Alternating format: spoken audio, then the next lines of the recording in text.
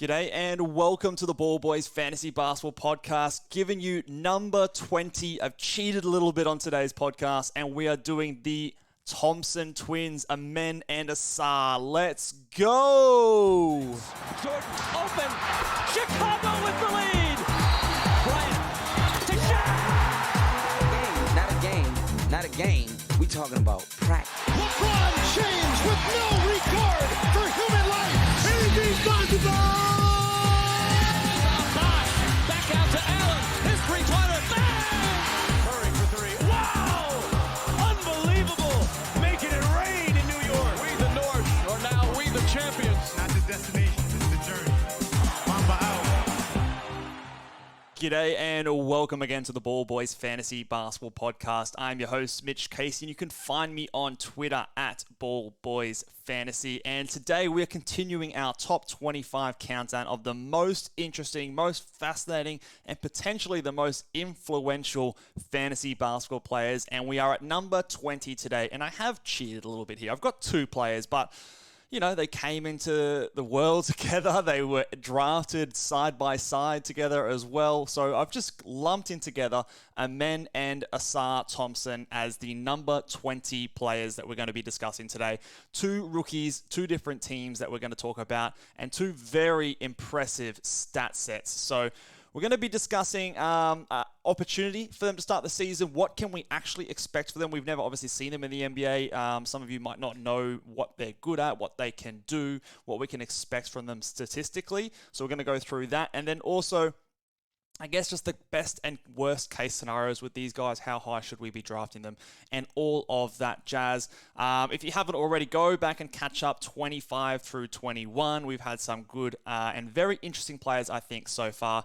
And obviously, after today's podcast, 19 more to come. So make sure you check those ones out. Guys, I've also been dropping a lot of other content. So most recently, we have done a first round. Who should you pick in your first round? So going through my top 12 and a couple of honorable mentions for standard head-to-head category leagues. I will also be releasing later today a points league version of the same video. So who should you pick in a points league first round? So make sure you go and check those ones out as well. And plenty more content coming your way. But let's talk about the Thompson Twins. All right, so Ausar and Amen Thompson, obviously rookies coming to their first season. They're a little bit older as rookies, so both of them, obviously they're twins, so they're both 20.7 years old, so a little bit more experience on their side.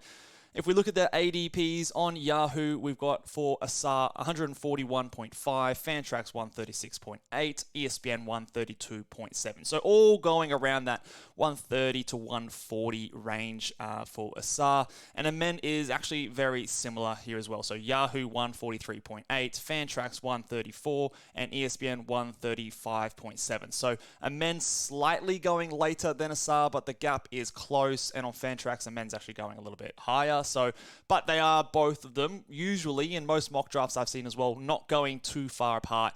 I think as soon as you get outside, you're sort of top 120, top 125. They are fine players to be taking as a flyer. But how much can we actually expect from these Thompson twins? So the difficult thing about the Thompsons is obviously they're not coming from a traditional college or NBL or European League or anything like that. They're coming from the OTE program, the Overtime Elite program, which is a little bit different than most traditional pathways to the NBA. And there was a lot of skepticism coming into the draft about how well will their stats translate to the NBA, because if we have a look at their stats here, they are very, very impressive, especially on the defensive end. So if we look at Ausar Thompson, in OTE, I think this is across about 26 games. He averaged 16.3 points, 1.1 threes, 6.9 rebounds, 6.1 assists, 2.7 steals, 1.3 blocks, 48% from the field, and 66% from the free throw line. So great stats across the board, except for those free throw numbers there. The big highlight here is the steals and blocks. So, and this, but mind you, this was all in less than 28 minutes a night. Now, again, I haven't been able to find, and I've searched a lot for like a per 100 possession numbers. But I haven't been able to locate that. If you do guys know a good website or somewhere we can locate some per 100 possession numbers for the OTE stats, I would love for you to drop that in the comments. I've been searching a lot so we can find exactly how fast the pace was in these kind of games, and maybe that will help us correlate it a bit better to NBA pacing, college pacing, and things like that. That would be helpful in my confidence in projecting for these stats moving across to the NBA. But if we compare that to his brother, Amen, very similar, 16.3 points, exactly the same, 0.63, so slightly fewer threes, half a three less than his brother, Ausar. 6.4 rebounds, 6.2 assists, 2.3 steals, 0.8 blocks, 56.8 from the field, and 65.6 from the free throw line. So they are quite similar. The biggest difference here is Amen is a better finisher at the rim. He was an elite rim finisher there, so his field goal percentage reflected that. Being 56.8% versus Ausar's 48%, so nearly 7 percentage points, nearly 9 percentage points better from the field there. But Ausar had better defensive numbers at 2.7 steals, 1.3 blocks. Both of them very similar in points, rebounds, assists. Amen is known as more of the guy who's going to play more of a traditional point guard role on the ball, so at least in his role in the NBA, you'd probably see Amen's assist numbers a little bit higher than Ausar's, especially Ausar playing next to players like Ivy and Cade Cunningham. But the main difference is Amen maybe slightly higher in assists, better field goal percentage. Ausar probably better on the defensive stats and the steals and blocks. Specifically, he might shoot some more threes, but fewer or worse field goal percentage as a result of that. I don't think he's going to be a great three-point shooter, but maybe slightly more than his brother Amen. So those are what the stats looks like. Again, both of them around 28 minutes per night. So plenty of room for those minutes. If we ever see them crack higher than that, that would be incredible. But the question here is, okay, well, how well can those stats translate? But if we just look at, again, we were skeptical going into the draft. We were watching them closely in Summer League. And in Summer League, well, so far, they translated. In Summer League, Ausar Thompson, it was, again, limited sample size, 4 games, but the defensive stats definitely translated. So in Summer League across 4 games, Ausar Thompson averaged 13.5 points, 0.8 threes, 10 rebounds, 3.5 assists, 2.3 steals, 1.8 blocks, 46.5%, and 65% from the free throw line.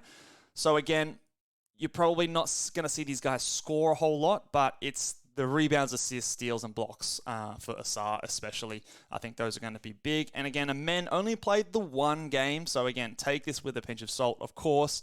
But in that 1 game, he put up 16 points, a 3, 4 rebounds, 5 assists, 3 steals, and 4 blocks. So, again, those defensive numbers are screaming out to us.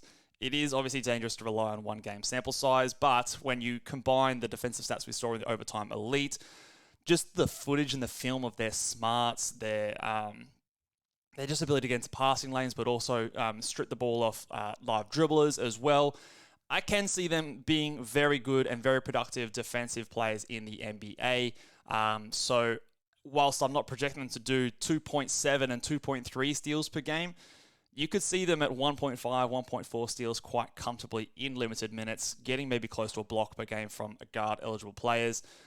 You could definitely see that if they're given the opportunity. So what can we expect from them? You're looking for decent rebounds, assists, steals, and blocks for both of them.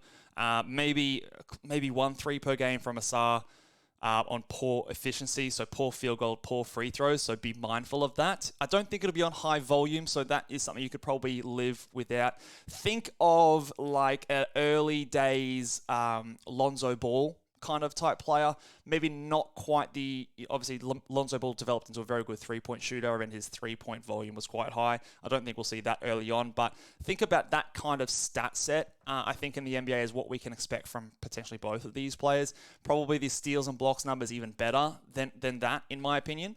And with someone like an Amen, I think the field goal percentage will be actually not too bad compared to his brother Ausar. So those are kind of the numbers that we're expecting from them. If you don't know much about the Thompson Twins, those are the kind of stats that I'm expecting to come across. The biggest question, I think, however, obviously we're drafting them late. They're going late in drafts, they're flyers. I don't think I would be reaching inside probably the top 9 rounds for these guys. Maybe in the 10th round. Again, we're going to be watching them very closely in preseason, whether or not they're going to be starting. There are some talks about especially Ausar starting. But what do we actually think about their rotation and the likelihood of them getting decent minutes in in their respective teams? So we're going to I'm going to cut over here. I'm going to look at the depth charts for both the Pistons and the Houston Rockets. We'll start over at the Pistons.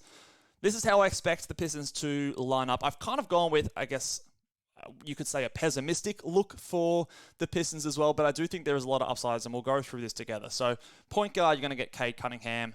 Jaden Ivey, I think, is locked in at shooting guard. I think Duran's going to be locked in at the center. The question marks come here at the small forward and power forward positions. So, they could do one of two things, in my opinion. They could start Bojan Bogdanovic at the small forward and Isaiah Stewart at the power forward. I think that's more where I'm leaning at this stage. They could also move Isaiah Stewart to the bench and maybe play him as a backup power forward or center, and move Bogdanovic to the power forward, starting Ausar Thompson at small forward. They could do that. At the moment, the way I've looked at it in terms of my projections, I don't think that will happen. So right now I've got Ausar coming off the bench and playing behind Bogdanovic as the backup small forward. And I think in that role, you can expect a minimum, and this is a very pessimistic view, a minimum of 20 minutes per night. If you're seeing Bojan playing 28 minutes at the small forward, I've also projected Bagley and Wiseman to be in the lineup at this stage. I don't know if you're going to see both of them, but for the interest of this exercise, I've given them both 18 minutes, which means that Bojan can probably still play 2 minutes at the power forward to get his 30 minutes, which gives Ausar an opportunity to get a minimum of 20 minutes off the bench as the backup small forward. This also gives us opportunity to give Monte Morris 13 minutes and either one of Joe Harris and Alec Burks the last rotation spot with a 15-minute per night role in the NBA.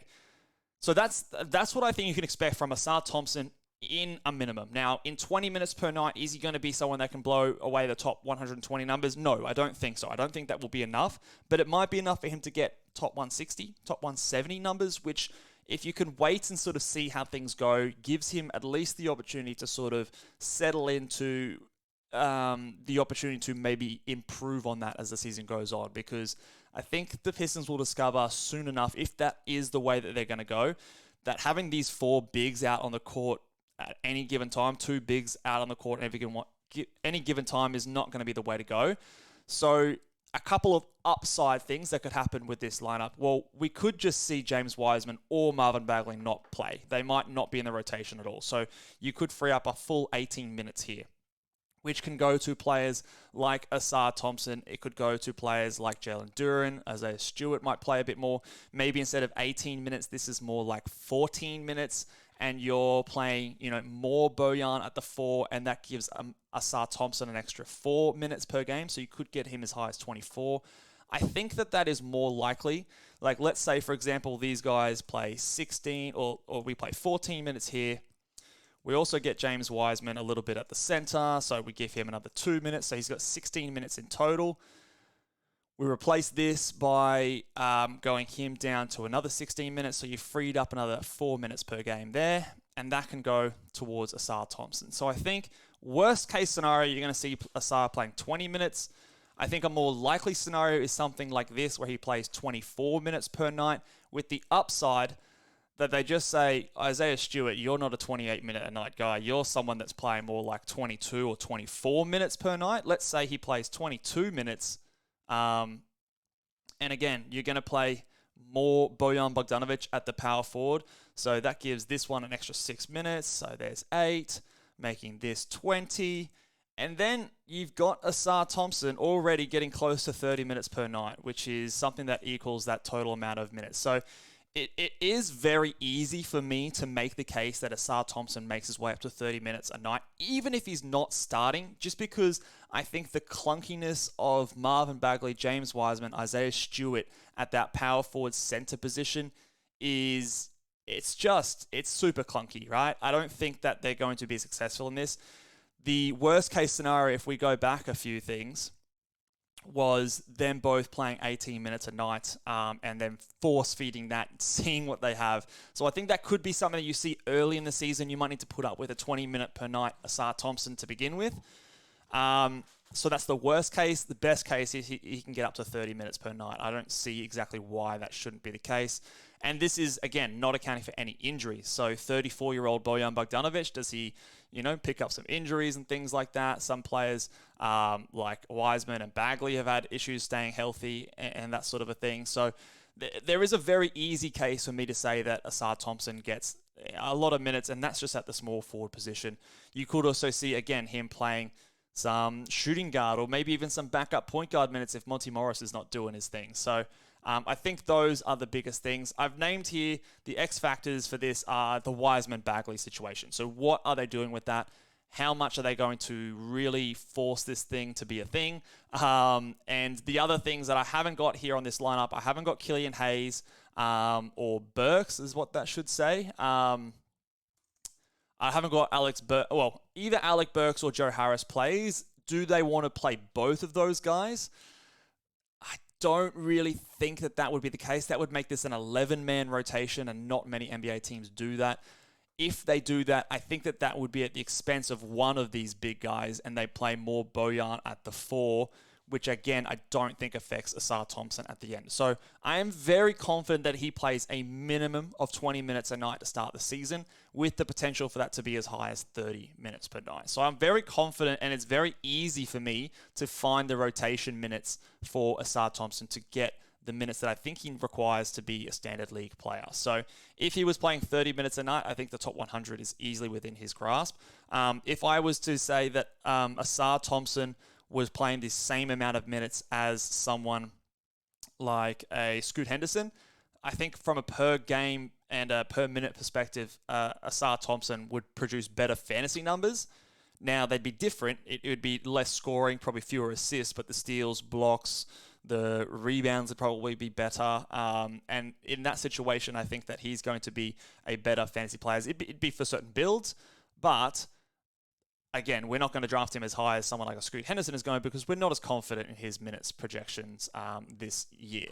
If we look at the Houston Rockets depth chart, it's a little bit more confusing. So this is what I've got here is what if I was coaching the team, what I would do. I don't necessarily know if this is what's going to happen. This projection here, this depth chart has me going then with a 9-man rotation, which not many teams the NBA do during the regular season. But again, if we go through it, Fred VanVleet, Jalen Green, Dylan Brooks, Jabari Smith, and Alperen Şengün as their starters.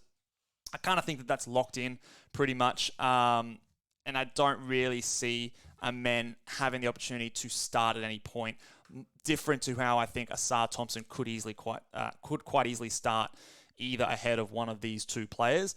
I don't really see Amen cracking the starting lineup at any point because, again, it doesn't really make a whole lot of sense. His biggest chance is if Dylan Brooks is doing dumb shit, but he's a good perimeter defender, he's a good vet, and they're going to try and start to, I guess, put some wins on the board for this team, and I think he probably does that a bit better than Amen, at least to start the season. So I don't see much of an argument to see Amen starting, but the scenario where he could get minutes close enough to what we need him to do is if they do go with a 9-man rotation, you've got Fred VanVleet playing 35, Amen should soak up all of the backup minutes behind there. So that's 13 minutes right there.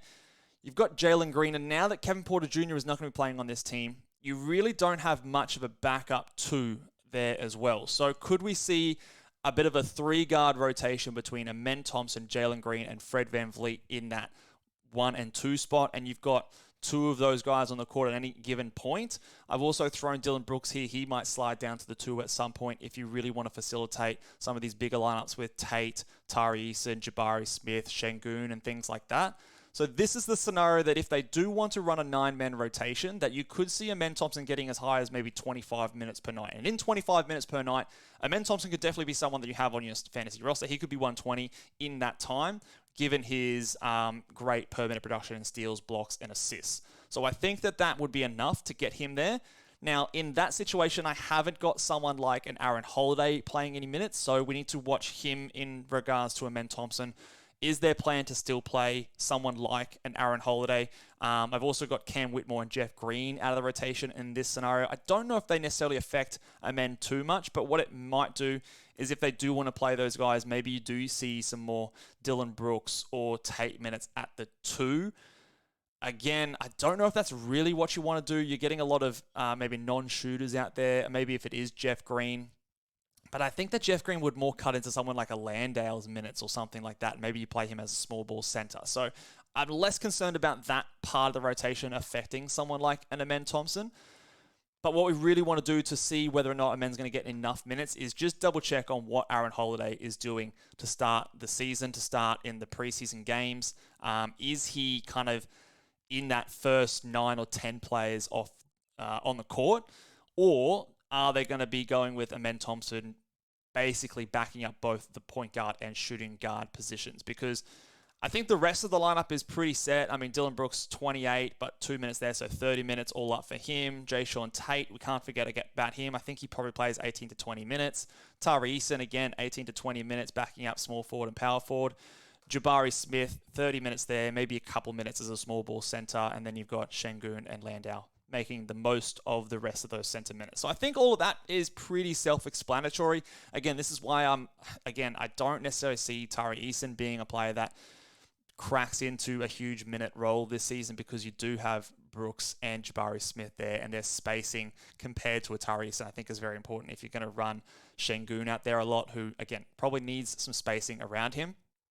But that lineup could be a little bit more flexible, especially that front court. But again, I don't know if you're really force-feeding Aaron Holiday minutes over someone like an Amen Thompson. He was a number 3 pick in the draft. Number 4 pick in the draft. So they obviously rate him quite highly. The Kevin Porter Jr. absence has really opened things up for Amen. Before this, it was very hard to sort of get Amen minutes close enough for him to be fantasy relevant. But now you could definitely see that. But in this rotation, it really does hinge on the fact of whether or not they do want to go with a 9-man rotation or a 10-man rotation. A 10-man rotation does make it quite tough for Amen Thompson to get the minutes that he needs. So that is definitely something for us to watch early in the season and also in the preseason. So overall, I think both players are very much players that you can take in the final 3 to 4 rounds of your draft. I have more confidence in Ausar Thompson getting the minutes at some point and maintaining that throughout the season. I think that the Kevin Porter Jr. absence definitely opens things up for Amen.